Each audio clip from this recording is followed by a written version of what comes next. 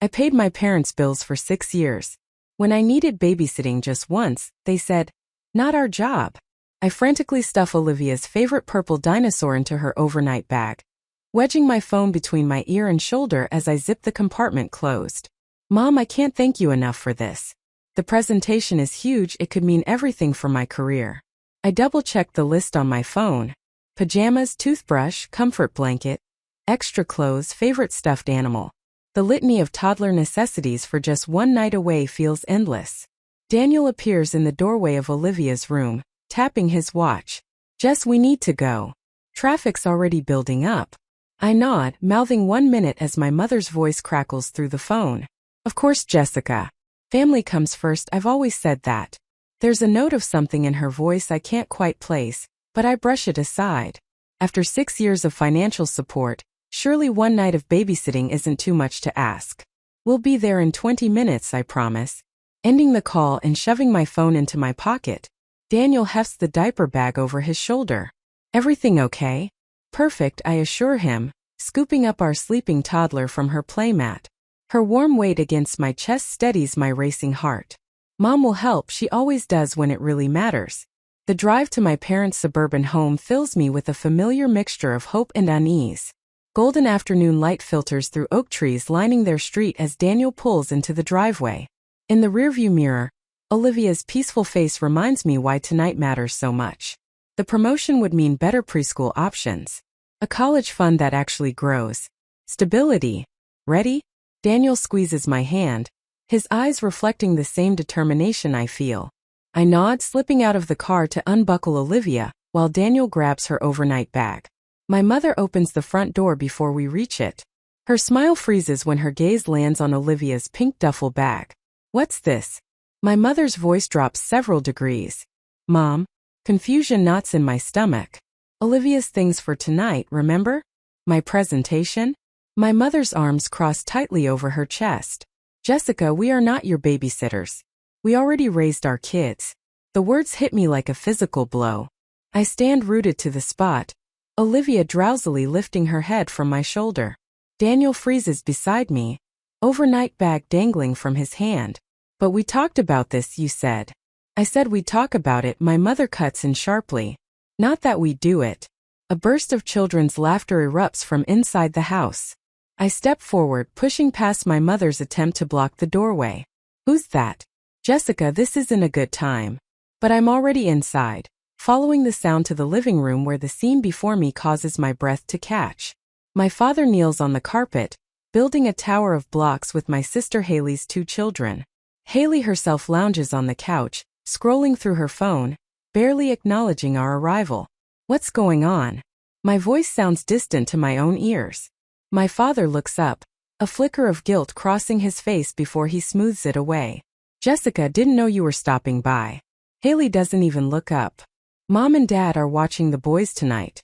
I have a killer headache and needed some rest."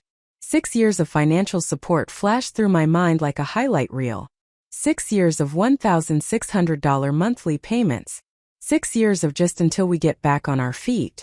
Years of declined invitations to Olivia's birthday because they were too busy. My first big paycheck at 22, me mother's casual request for grocery money. My promotion dinner where they ordered champagne and lobster. The monthly car insurance I've covered for years while Haley contributed nothing. All of it crystallizes in this single shattering moment. Daniel steps beside me, his presence solid and grounding.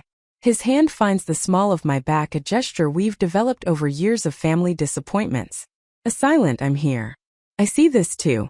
Olivia reaches toward her grandmother, innocent to the rejection. "Gamma." I adjust my grip on my daughter, tucking her closer to my chest. When I speak, my voice emerges with a steadiness that surprises me. I understand now. The clarity feels almost euphoric, cutting through years of fog. "I've always been your bank, not your daughter." My mother's face flushes. "Don't be dramatic, Jessica. This isn't about money. No, it's about value. And clearly, I only have value when I'm paying your bills." I turn to Daniel, who's already gathering Olivia's bag. No words needed. The ride home passes in weighted silence. I stare out the window as suburban houses sliding past, each one containing families with their own hidden dynamics, their own unspoken agreements. Daniel's hand finds mine across the center console. A bridge in the quiet. As we pull into our driveway, something shifts inside me. The hurt remains, a throbbing wound that will need tending. But beneath it, something stronger takes root of clarity of purpose I haven't felt in years. Daniel kills the engine and turns to me. What are you thinking? I meet his gaze, feeling the transformation already beginning. I know exactly what I need to do now. The glow of my laptop screen illuminates my face in the darkened living room. Olivia's monitor hums quietly on the coffee table, her soft breathing a rhythmic counterpoint to my typing. My fingers hover over the keyboard, trembling slightly before I study them. I navigate to my banking portal, the familiar page where I've made endless payments to keep my parents' lives afloat. 6 years of monthly withdrawals stare back at me, each one a small betrayal I inflicted upon myself. You sure about this? Daniel's voice comes from behind me, soft but solid. I nod, not trusting my voice yet. On the screen, I've pulled up the automatic payment for my parents' rent, $1,200 monthly, scheduled like clockwork. The cursor blinks on the cancel payment button. Completely sure, I whisper and click. A warning appears. Are you sure you want to cancel this recurring payment? I've never been more sure of anything. Click. The utilities follow: $240 for electric and water, $180 for their phone plan, $210 for car insurance. Each cancellation feels like cutting a cord that's been wrapped around my chest for years, allowing me to breathe a little deeper with each severed tie. I open a spreadsheet I've created over the past 3 hours since we returned home. Every payment, every transfer, every loan meticulously documented from 6 years of bank statements. The total glows at the bottom of the screen: $115,843. The number doesn't even shock me anymore. What shocks me is how blind I've been. Daniel sits beside me, his warmth steadying as I craft a single text message to my mother, father, and sister in a group chat. From now on, take care of yourselves. I hit send, then methodically block each of their numbers. First my mother, then my father. I hesitate at Haley's contact, then block her too. The act feels both brutal and necessary, like cauterizing a wound. Come to bed, Daniel murmurs, taking my hand. Tomorrow will be a long day. It starts at 6:37 a.m. My phone erupts with notifications, calls from unknown numbers, voicemails, text messages from email addresses I barely recognize as belonging to my family. They found workarounds to the blocks already. I scan through them while Daniel makes coffee, my stomach tightening with each message. Jessica, there must be some mistake with the rent payment. The landlord called saying it didn't go through. My mother's voice in the first voicemail, confusion masquerading as concern. Call me immediately. My father, no pleasantries. By the third voicemail, my mother's tone has shifted. Jessica, Claire, I don't know what kind of game you're playing, but we could be evicted. Is that what you want? The text progressed from confusion to disbelief to rage. You can't just cut us off without warning. My father's email sent at 11:42. One must have tried calling as soon as he discovered the cancellations. A text from an unknown number I recognize as Haley's backup. Stop being petty just because you're not the favorite. Mom and Dad need help.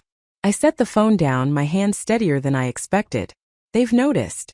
Daniel slides coffee toward me, his eyes concerned. You okay? I think I am, I say, surprising myself with the truth of it. By mid-afternoon, the battlefield shifts to social media. Daniel's expression is grim when he shows me his phone. You need to see this, he says. My mother's Facebook post glows on the screen, a masterpiece of manipulation. Heartbroken today. My own daughter, who has plenty of money, has abandoned us in our time of need.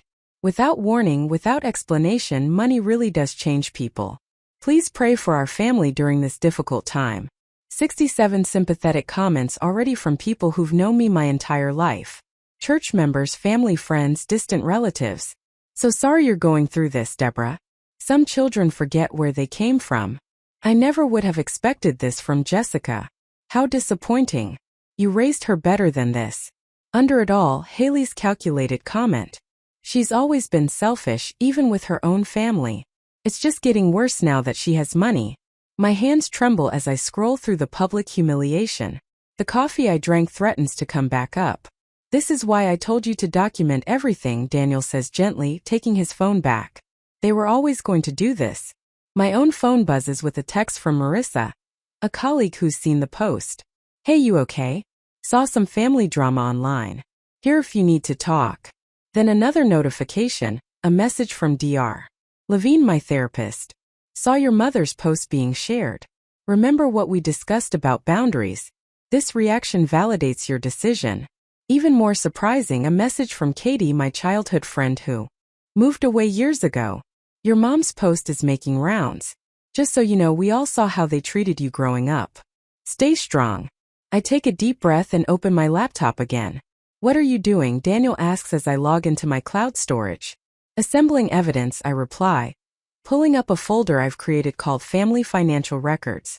Into it, I drag PDFs of bank statements, screenshots of text messages, hundreds of them, all one-sided requests, photos from family events I wasn't invited to but Haley was, the spreadsheet calculating the total support over the years, screenshots of every denied request for help, including 3 separate times they refused to watch Olivia for emergencies. Are you sure you want to do this? Daniel asks as I begin drafting my response. I meet his eyes, finding a certainty I've never felt before. They don't get to rewrite history, not anymore. My fingers fly across the keyboard, crafting the post that will change everything. I stare at my phone screen, transfixed by the tsunami of notifications. My hands hover over the device, not quite touching as if it might burn me. What started as my single post of truth has ignited something uncontrollable. Jessica. Daniel's voice breaks through my trance. You need to see this. He turns his laptop toward me. The comment section beneath my post has transformed overnight. Where there were once accusations of my selfishness, there now stands an army of supporters. You see this? Daniel points to a thread of comments. Your mom's tennis partner, Diane? She's defending you. And look how your mom's acquaintances are expressing shock. I scan the names, recognizing faces from childhood birthday parties and holiday gatherings. People who've known my family for years are finally seeing behind the curtain. Even Haley's friends are jumping ship. Daniel scrolls to another section. 3 of them have unfollowed her since yesterday. Thank you for being brave enough to say what many of us can't. I've been paying my brother's mortgage for 5 years. Your story gave me courage. Your mother was at my book club last month, bragging about her vacation while complaining you never help enough. The hypocrisy. My mouth goes dry. This wasn't supposed to happen. Daniel squeezes my shoulder. Maybe it needed to. My phone buzzes again, the 14th call from my mother in the past hour. I silence it and watch as a text message appears instead. Jessica, please take down that post immediately. Your father's blood pressure is dangerously high because of this public humiliation. Is this how you want him to remember you if something happens? Call me now. The familiar knot of guilt tightens in my chest before I recognize the manipulation. Dad's blood pressure issues materialize whenever accountability approaches. I delete the message without responding. They called my work. I tell Daniel, my voice surprisingly steady. My boss had to have security escort them out. Daniel's jaw tightens. That crosses a line. According to Megan in accounting, Mom was sobbing about how I've had some kind of breakdown. I laugh, but it comes out brittle. Haley's been calling from different numbers since I blocked her. Their landlord called asking if I was still handling their rent payment. Haley's telling people you're having a mental health crisis. Daniel says, scrolling through his phone. Your cousin Ryan messaged me. Apparently, she's saying the stress of motherhood has made you unstable, and that's why you suddenly cut them off. I feel my face flush with anger. She's trying to destroy my reputation so no one believes me. And your mother's sister called me, Daniel continues, his voice tightening. She said if you keep this up, we shouldn't expect to be part of the family anymore. Is that supposed to be a threat? I ask, finding unexpected strength in my voice. Being cut out of a family that only sees me as an ATM. The phone rings again. An unknown number. I decline it reflexively. At least we know who our real support system is now, Daniel says, nodding toward his parents' text offering to watch Olivia this weekend. I never expected your mom to step up like this, she said, and I quote, some grandparents actually want to be grandparents, not ATMs. Something warm blooms in my chest. Not quite healing, but perhaps it's beginning. My coworkers have created an unexpected buffer too. Jenna intercepted Haley in the lobby yesterday. Marco rerouted calls from my parents' numbers. Even my boss approved a mental health day without hesitation. Family situations can be harder than any project deadline. Take the time you need. I open our banking app, still unused to seeing the balance. The absence of those automatic transfers has created breathing room I'd forgotten could exist. Should we book that weekend in the mountains? Daniel asks, a cautious smile playing at his lips. The cabin with the little fireplace? We couldn't possibly. I start automatically, then stop myself. Actually, yes, let's do it. I think about the daycare brochure sitting on our counter, the one with the music program, an outdoor classroom that we dismissed as too expensive. Maybe now. My phone lights up with another text. This one from Aunt Carrie. Your mother is distraught. We're all worried about your mental state. This isn't like you, Jessica. Family doesn't air dirty laundry publicly. They're recruiting the extended family now, I mutter, showing Daniel. Are you surprised? Number just disappointed. I block Aunt Carrie's number too. That night I fall into bed exhausted, but with a strange lightness. For the first time in years, I fall asleep without calculating how to stretch our budget to cover someone else's expenses. I don't dream of bounce checks or desperate phone calls. I really sleep for 7 uninterrupted hours. In the morning I open our banking app, staring at numbers that no longer dwindle to nothing before each payday. What are you thinking about? Daniel asks, sliding a cup of coffee beside me. 3 weeks ago, that daycare with the music program seemed impossible. I gestured toward the brochure on our counter. Now we could actually afford it. I've just run the numbers. Daniel grins. And the weekend trip to the mountains? The cabin with the little fireplace? We couldn't possibly. I start automatically, then stop myself. Actually, yes, let's do it. This is what normal people do, Daniel says softly. They use their money for their own families. I nod, the realization still strange and wonderful. I've booked my first therapy appointment too. Dear Chun had an opening next week. I wake to 14 new voicemails and a text from the hospital with Dad's name mentioned. My heart contracts painfully until I notice the timestamp, 3:17 a.m. A quick call to the hospital confirms my suspicion. Richard Taylor was admitted last night. Enough. I place my phone on the kitchen counter and look at Daniel. I need a new number. He nods, already reaching for his keys. I've been researching home security systems too. You don't think I don't know what they do anymore, he says grimly. That's the problem.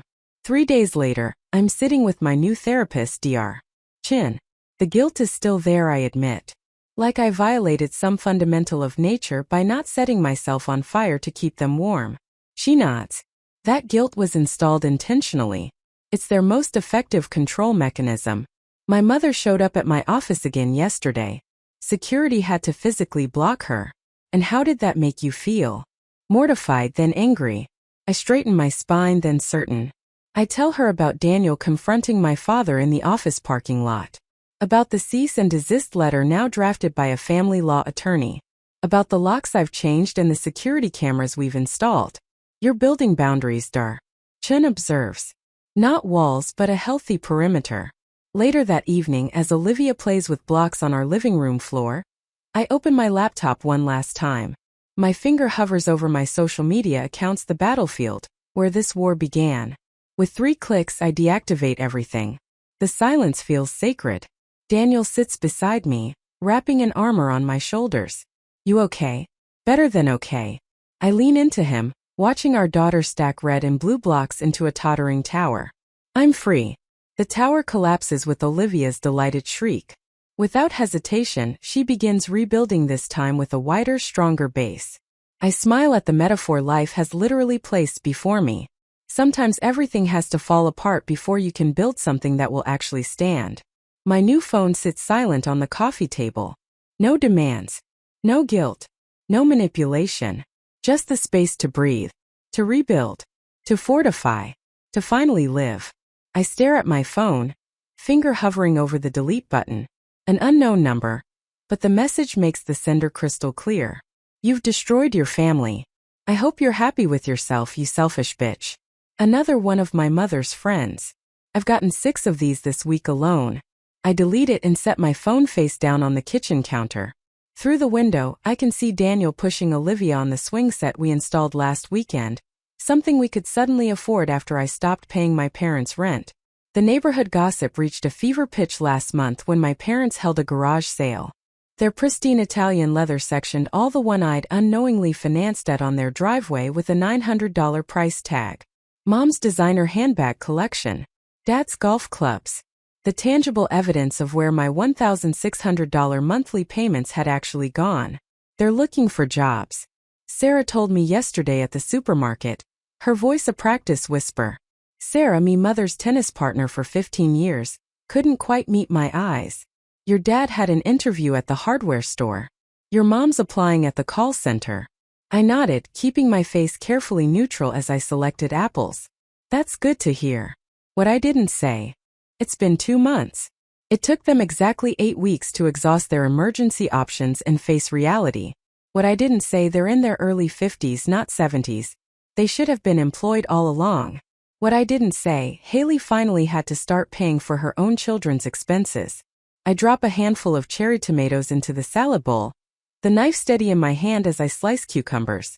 My movements feel deliberate, confident. 3 months ago, my hands would have trembled with anxiety over what my family might need next. The doorbell rings. Through the people I see Mrs. Lowell from church clutching a casserole dish. Her expression pinches with disapproval when I open the door. Jessica. Her voice drips with manufactured concern. I thought your family could use a meal. What? With everything going on. Translation, I'm picking sides and it's not yours. That's thoughtful, but we're doing fine. I don't invite her in. We're actually having my boss over for dinner tomorrow. I received a promotion last week. Her eyebrows lift. I hadn't planned to share that detail, but the satisfaction of seeing her surprise outweighs my usual privacy. A promotion? She struggles unexpected. Of course it is. Who would promote the terrible daughter who abandoned her poor, struggling parents? What Mrs. Lowell doesn't know. I'm working 10 fewer hours per week now that I'm not managing my parents' financial crises. My productivity has skyrocketed. My ideas flow uninterrupted by frantic calls about overdrawn accounts and missed utility payments. I take the casserole because it's easier than refusing. Please thank your prayer group for their concern. I know they're praying for me. Praying I'll see the error of my ways, praying I'll return to being the family ATM. After she leaves, I scrape the casserole into the trash. Petty perhaps, but cathartic. That night, after tucking Olivia in, I find Daniel in her bedroom holding a framed photo. It's from my college graduation, me in cap and gown, flanked by my beaming parents, before their demands escalated, before the monthly payments became non-negotiable. You okay? He asks, catching me staring. I found myself crying over these yesterday, I admit, sitting beside him. Not because I miss them exactly, I miss who I thought they were. Daniel sets the photo in the drawer of his nightstand instead of back on the dresser. A small gesture, but it speaks volumes. We're making space for new memories. The following weekend, I open a dedicated college fund for Olivia. The first deposit, $1,600, feels momentous. Every month from now on, the money that once disappeared into my parents' bottomless needs will secure my daughter's future instead. Gamma? Olivia asks occasionally, her small face curious. See Gamma today? Each time the question cuts deep. Not for me but for her. She's innocent in all of this, too young to understand the complexities of adult relationships gone toxic. Not today, sweetheart, I tell her, redirecting her attention to blocks or books or the backyard swing. In therapy, I'm learning this isn't selfish, it's protection.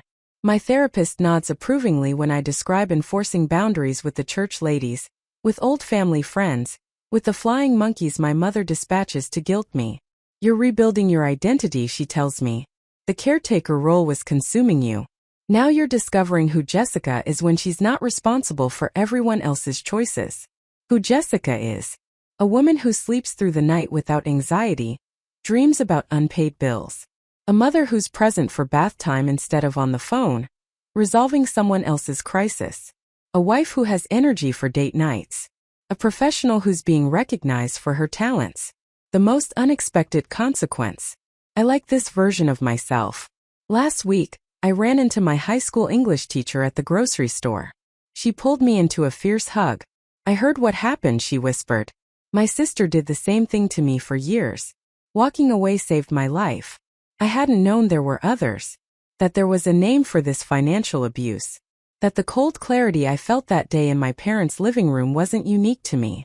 I was never the problem. I tell Daniel later that night, the revelation's still fresh. All these years I thought if I just gave enough, did enough, it would fix everything. He pulls me close. You fixed the one thing you could control, your own participation in their system. Outside spring unfurls across our small yard. We're planting a garden this weekend. Growing things that will nourish us. That will still be here next season. Roots extending into the soil. Boundaries clearly marked with neat wooden frames. The envelope sits on my kitchen counter for 3 days. No return address, but I recognize my mother's handwriting instantly, the looping curves of my name. The slight tilt to the right. For 8 months our only contact has been through lawyers and mutual acquaintances. You don't have to open it, Daniel says, sliding a cup of coffee across the counter to me. His eyes reflect the same caution I feel. It's your choice. I run my finger along the sealed edge. What if it's another manipulation? Then you close it and throw it away. He kisses my forehead. You've gotten pretty good at that. When I finally tear it open after Olivia's bedtime, the letter inside isn't what I expected. 2 handwritten pages, no accusations or demands for money. Instead, words I've never heard from my mother. Genuine remorse without a hidden agenda. I never saw what I was doing to you. I took and took until there was nothing left, and then I was angry when you stopped giving. I'm sorry, Jessica. I call my therapist the next morning. People can change, Dr. Lynn tells me during our emergency session. But real change leaves evidence. Look for consistent actions over time, not just pretty words when they want something. I draft my response carefully. A coffee shop meeting, public location, clear time limit. When she replies agreeing to all my terms without argument, something shifts inside me. It's the first boundary of mine she's ever respected. Café Meridian buzzes with mid-morning customers when I arrive 15 minutes early. I choose a corner table with a clear view of the door, and order a black coffee I probably won't drink. My mother appears in the doorway exactly on time, and I almost don't recognize her. Gone is the highlighted hair, the designer purse. Her clothes are simple, practical. She's aged years in 8 months. She spots me and freezes, hand clutching the strap of a fabric bag that's replaced her usual leather tote. I don't stand, don't wave. She makes her way through the tables, her movements hesitant. Jessica, she hovers by the empty chair. You can sit. I tell her, my voice steadier than I feel. She does, placing her hands flat on the table, then withdrawing them to her lap. The nervous gesture is so unfamiliar, it catches me off guard. My mother has always claimed space confidently. Before we start, I say I need to be clear. This is a conversation, not a reconciliation. I have boundaries that aren't negotiable. This ends the moment I feel manipulated. I expect resistance, the flash of indignation I've seen countless times. Instead, she nods. I understand. The server approaches and my mother orders a plain tea. No special instructions, no complaints about the menu. Another unfamiliar behavior. When we're alone again, I don't soften my approach. You took over $100,000 from me over 6 years. You prioritize Haley's children while rejecting mine. You publicly shame me when I stopped paying your bills. Tears well in her eyes, but she doesn't deflect. Yes, I did all of that. Her admission hits me with physical force. After years of denial and gaslighting, the simple truth spoken aloud feels radical. Your father still refuses to acknowledge any of it. She continues, voice trembling. He says you owed us for raising you. Haley is starting to see things differently, though. The last few months have been educational for her. I take a sip of my coffee, finding it's gone cold. Did you ever actually love me, or just what I could provide? The question hangs between us, raw and bleeding. My mother's face crumples. I love you, she whispers. I just didn't know how to love you properly. I confused love with what I could get from you. She wipes at her eyes. That's not an excuse. The server delivers her tea. We sit in silence as she unwraps the tea bag, her hands shaking slightly. Even it's a big if we have any relationship moving forward, I have conditions. I say when she looks up again. She nods, waiting. No financial support from me ever again. Not a dollar, not a loan, not in an emergency. I count the points on my fingers. Daniel and Olivia are my primary family. They come first always. You'll need to attend family therapy sessions before regular contact resumes. And I need you to publicly acknowledge how you treated me all these years. My mother stares into her tea. I can see the struggle playing across her face, the words she wants to say but is forcing herself to swallow. I understand she finally manages. It will be difficult, but I'll do it. Dad won't, I state, already knowing the answer. Number. She shakes her head. He refuses to meet or apologize, says you'll come to your senses eventually. A familiar anger flickers, but it lacks the burning intensity it once had. And Haley? She's trying in her way. She asks about you sometimes, but she's still defensive. The family is fracturing along new lines, those willing to face reality, and those clinging to the old dynamic. I find I don't mind the incomplete resolution. Some relationships may never heal, and that's okay. If we move forward, I say I set the terms. I decide when and where we meet. I decide if and when you see Olivia. I'd like that, she says, hope flickering across her face, to see Olivia again when you think it's right. You'll need to prove yourself first, I tell her. Regular updates on your progress, consistent therapy, no financial discussions, period. She nods, fingers curled around her mug. I'm working at the community college now, administrative assistant. It's not much, but it's something. For the first time in our adult relationship, I see my mother as a person, rather than an obligation. The realization doesn't flood me with warmth or forgiveness, but it does bring a certain peace. She's finally seeing me as a person too, not a resource to be depleted. Time's up, I say, checking my watch. Our agreed 30 minutes have passed. As we stand to leave, she makes no move to hug me, respecting yet another boundary. Thank you for meeting me, she says instead. I nod, gathering my purse. We'll see. Walking to my car, I feel lighter, not healed, not reconciled, but no longer haunted. Whatever happens next, I'm the one holding the power, not out of vengeance, but out of self-protection and hard-won wisdom. Some bridges can be rebuilt, others need to stay burned. Knowing the difference is its own kind of freedom. I trace my finger along the freshly painted wall of our new living room, still marveling that this space belongs to us. A homier home with Daniel's name and mine on the deed. The morning light streams through windows that don't face another apartment building, but instead reveal the small maple tree in our yard that will shade Olivia's play set next summer. Did you decide where you want this? Daniel balances a framed photo in his hands, his expression softening as he studies the image of us from last Christmas, the three of us laughing. Olivia's chubby hands clutching her new stuffed giraffe. By the stairs, I take the frame, feeling its solid weight, where we'll see it every morning. Our wall of photos tells the truth of our family now. No forced smiles hiding resentment. No obligatory portraits, including people who saw me as nothing but a walking checkbook. Just the people who genuinely love us. My phone buzzes. My mother's name appears on the screen, not blocked anymore but carefully managed. Same time Saturday, her text reads, I found a book Olivia might like. I type back, 10 a.m. Works. Remember, Daniel will be there too. The boundaries hold. One supervised visit per week. No financial discussions, no criticism.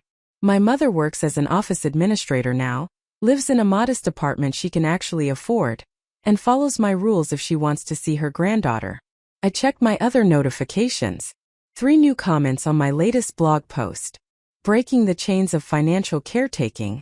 The support group I started has grown to 37 members, all people discovering they aren't alone in being used as their family's personal bank. Mommy, look. Olivia races in from the kitchen, proudly holding a drawing covered in purple scribbles. 3. She already understands more than I did at 30. Last week, when she offered her juice box to a friend, and the child grabbed it without saying thank you, I watched her small face turn serious. You say thank you when someone shares, she told him firmly. I kneel beside her, meeting her eyes. It's beautiful. Should we put it on the refrigerator? Yes, she nods enthusiastically. Can I call Gamma to show her? On Saturday, sweetie. Remember our calendar? Today is only Wednesday. Olivia considers this, then nods. I'll save it for Saturday. No tantrums, no confusion. Children adapt to consistency, my therapist explained. It's adults who fight it. My father chose estrangement rather than respect. Some days the absence still aches. Other days I'm grateful for the clarity. Haley calls occasionally. Our conversations cautious but less hostile. Last month she admitted, I never realized how much you were caring for all of us. Daniel wraps his arms around my waist from behind, his chin resting on my shoulder, as we watch Olivia skip back to her coloring project in the kitchen. The promotion looks good on you, he murmurs, and I feel myself stand straighter. Senior marketing director now, with a salary that makes our mortgage comfortable, and Olivia's college fund grows steadily. Amazing what I can achieve when I'm not paying for 3 extra adults. Tonight, I'll be speaking at the community center. 20 people registered for my workshop, from family bank to financial freedom. The slides are ready on my laptop, starting with my own bank statements from a year ago, and ending with today's savings report. Evidence of transformation that can't be argued with. What are you thinking about? Daniel asks, because he always knows when my mind is working through something. That I'm grateful, I say, leaning back against him, not for what happened, but for what I discovered through it. And what's that? My gaze travels across our new home, with its paint we chose together, and the future we're building intentionally. I think of my mother in therapy last week, finally saying, I'm proud of who you've become, without asking for anything afterward. That my worth was never in what I could give, I tell him, turning to meet his eyes, but in who I am.